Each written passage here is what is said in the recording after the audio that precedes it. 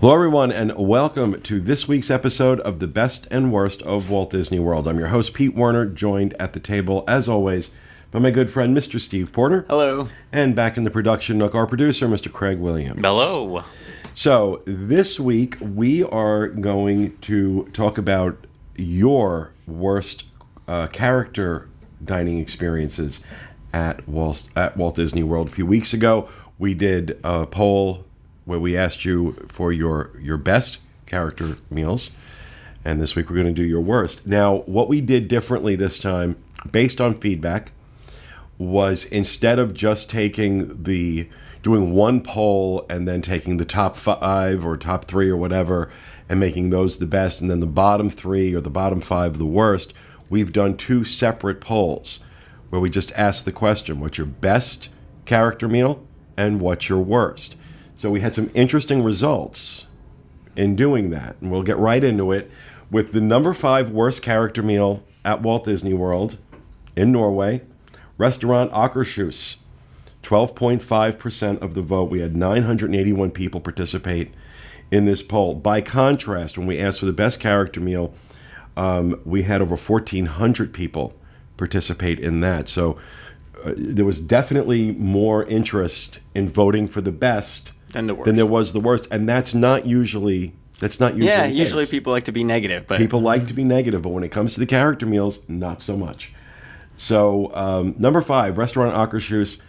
I fully agree with this. It definitely belongs on the list. I don't think it's a great character meal at all. I think it's popular because of the princesses. It's a perfect example of the type of character meals that we talk about all the time that are really there for the kids, but the food's not great.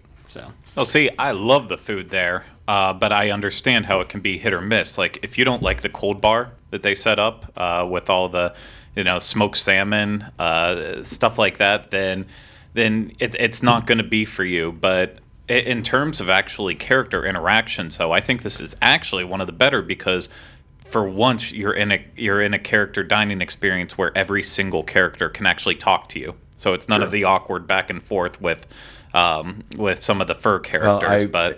Just funny story. My great niece, I should say, Victoria, it's my nephew's daughter.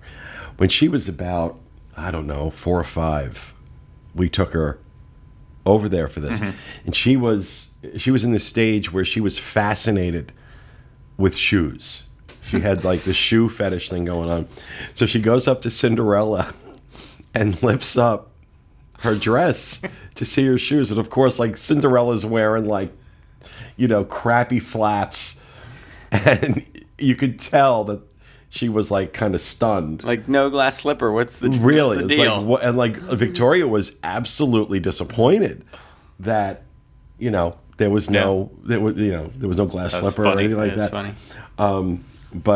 So funny. the character interaction is great. And this is definitely one of those places where, and I think this is really the case, the 5 here, I think, are being judged on food. And there are some that are on the worst list that also made the best list. We'll get to that in a little bit. And I think the ones in the best list were people were voting more characters. Yeah. And worst, they were voting more food. Because certainly number 1. I think your point is great, that the character interaction is amazing here, but the food, not so much. If you don't like Norwegian, cold fish. Yep. Well, and if you compare this to Princess Fairy Tale Hall and the Magic Kingdom, you basically get all of these at once with no wait. So, I see the appeal of why it's popular, but I also understand why people vote it as the worst because of the food. Yeah. Well, it's not the worst. It's number 5. Actually, the least worst on our list. Least worst of the worst. Yes. Number 4 on our list, another one I'm fully in agreement with here, Mickey's Backyard Barbecue over at Fort Wilderness. 13.4% of the vote, and it is a very close, it's almost a tie between number 4 and number 3. But Mickey's Backyard Barbecue, again, it's fairly popular. I'm not going to rate it with some of the other, like Chef Mickey's, or it's not that difficult to get a reservation. But the food is not very good.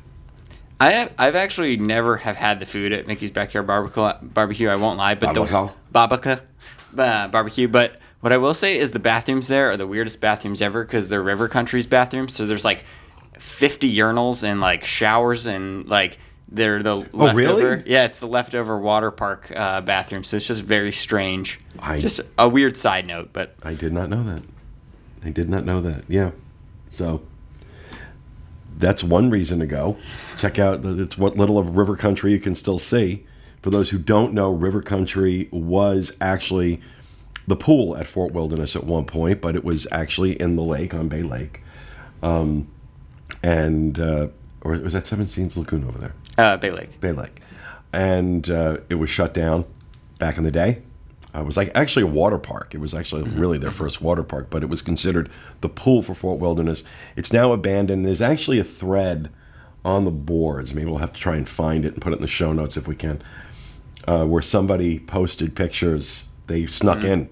Oh, wow. And they posted all these pictures from River Country and like abandoned, and because it was just left. All the infrastructure, everything was just left. And that's what Disney does. They just kind of let it decay. They don't like pull it out or do anything with it. So, but all right. So number 4, Mickey's Backyard Barbecue at Fort Wilderness. Number 3, which was number 2 on our best list a couple weeks ago, the Crystal Palace at the Magic Kingdom. And if you go back and watch the episode, I said I think that this is overrated because if you don't like Winnie the Pooh, then I don't get it. I think the location's great, and if you like Winnie the Pooh, it's but great. I think I've been there a few times for breakfast. Now, not recently, but I've been there a few times, and I always thought the food was pretty good. I don't know. I've never been impressed by the food. I've always thought if you like the location and you like Winnie the Pooh, I totally get it, but I never really have loved the food. So, I don't know, just personal preference, I guess. Okay. Well, I think that's what it comes down to. But that got 13.7% of the vote, so it's just slightly worse on this list than Mickey's Backyard Barbecue, as I said, 13.4%. So they were neck and neck. This one did kind of surprise me. Number 2 was number 4 on our best list, Chef Mickey's The Contemporary, with 21% of the vote. I mean, this was significant. That 21% of the people rated this one their worst. Why do you think that is? I think it's because it's overrated. So I think Chef Mickey's gets hyped up to be, you have to do, if you're going to Walt Disney World, I went there 2 years ago, you got to go to Chef Mickey's, and so many people do love Chef Mickey's, that's why it made the top list. But for some people, it's just not for them, and so it gets hyped up so much that if I feel like it doesn't live up to the standard, like that's set too high, maybe. Well, again, I've had good experiences and bad experiences there. It would not make my worst list. No, it wouldn't make mine either. It would not make my worst list. Akershus, Mickey's Backyard Barbecue, and the one coming in at number 1 absolutely would. But Crystal Palace and Chef Mickey's, no, would not make my personal worst list. But I would say Chef Mickey's would actually make mine. Well, everything makes your worst list. There's nothing on your best list. No, I have lots of good stuff on my best list. With Chef Mickey's... But it's all at Universal. No. Kind of going off what Steve said, it's even beyond the overrated. There's a lot of work that gets involved in getting the perfect Chef Mickey's reservation, if you can even get that at all.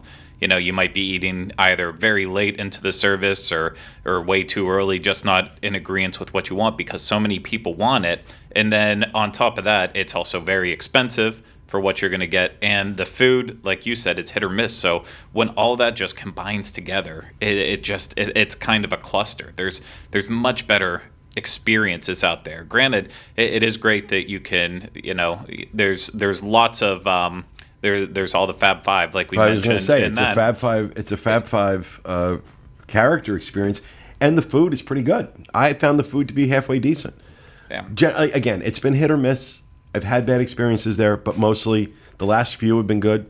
Yeah, and it's a very noisy location for Craig, me. You're just in the plain middle wrong. there. You're wrong. Okay, you're just wrong. But that's part. I'm sorry. I think its place in the atrium of the Contemporary is part of its charm. That's something really cool about sitting there having breakfast, and you have the energy. Especially, it's the morning. You're getting ready to start your day, head into the parks. There's an energy there. There's the monorail going by. I don't know. I think I'm going to side with Craig on this one. I think it's kind of in a bad You're location. both idiots. No, it is. I mean, it's in a good location, as in it's close to the Magic Kingdom, but its actual location within the Contemporary. I would rather see it back down, or it was never there, but I would rather see it down where the wave is. Kind of off by itself, a nice little charming place, and then do something better with that atrium. I disagree. I think... Okay, now part of this I think is a little skewed for me because, one of my strongest memories at Chef Mickey's was when I was there with Bob Varley, who passed away in 2008, and I've got some pictures of him with the characters, and I remember that day we all had breakfast there, and then Bob and I went over to Epcot, and so I think part of that for me is and I remember that particular day, and there was this energy of having breakfast there. It was early in the morning, and the characters, and then going with your friend in Epcot and having a great day in Epcot. I think it just kind of set the tone for me that's always had a positive halo around it. But isn't that ultimately how we judge what we like and what we don't? Sure. That being said, these two are still wrong. But yeah, Chef Mickey's number 2, 21% of the vote. Number 1, by a mile. By a mile. More than double than 51%.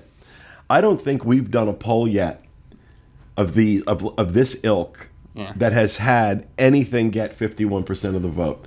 Yeah. But this one certainly deserves it. Hollywood and Slime, or Hollywood and Vine, as Disney likes to call it, over at Disney's Hollywood Studios, is number 1 worst character meal on property, and that is absolutely right. Absolutely 100% right. Consistently terrible, terrible, terrible food, and the character interaction isn't even that great. But this place has been getting trashed for its food for so long. You would think by now Disney would have done something. Because especially if you're going for dinner, you can expect to pay $50, $60 a person to eat this crap. And Disney doesn't seem to care. Does not seem to care. Yeah. Well, it's another one that sometimes will offer either the Fab Five or the Disney Junior characters. So it's another one where people get pulled in by, this is what my kid really wants to do, and then they just figure, well, we can serve them slop. And I've said this so many times before. I completely understand and support parents' decisions that, you know what, this is what my kid wants to do. Yeah, it's expensive. Yeah, the food sucks, but they want to see these characters. 100% the right thing to do. I don't fault you for doing that. Mm-hmm. I fault Disney for making you have to choose between the two, because at the prices they're charging, you shouldn't. But Disney knows how to make good food. This is not a secret to them. The good food recipe didn't die with some old Polish lady. They know how to make good food. So a little attention paid to this place and its kitchen could yield amazing results. And you would not have to choose between an experience your children want and shoveling the kind of slop these people serve at this restaurant into your face. You shouldn't have to make the choice. And what I will say is that if you've never gone to Walt Disney World and you're listening to us talk about which one of these should I do, and you said, oh, I really wanted to do Hollywood and Vine because of the Fab Five, then I would recommend Tusker House. I'll say Cape May Cafe. Hell, even Chef Mickey's. Chef Mickey's. You have other options, and just avoid this place at all cost. Absolutely. This is the only way Disney's going to change this restaurant is if we stop going there. If we stop giving them money. And then they're going to have to change it. But as long as they keep making their numbers, they don't care whether the food's crap or not.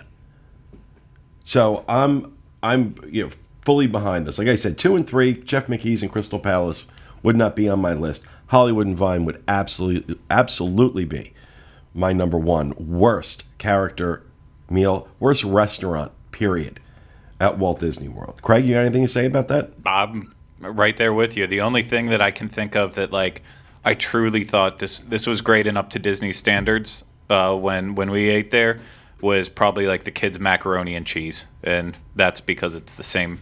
It's the same ingredients as every other Disney restaurant that they serve that at. Other than that, it's not for adults. It's for people without taste buds. No, it's not for people with it's adults who want to give their kids a certain experience and are being taken advantage of by Disney. That's what this is. When you have a character meal that popular and that price and that bad, it is simply, there's no other way around it. There's no other way to spin it. The parents are being taken advantage of, and Disney should be ashamed of themselves.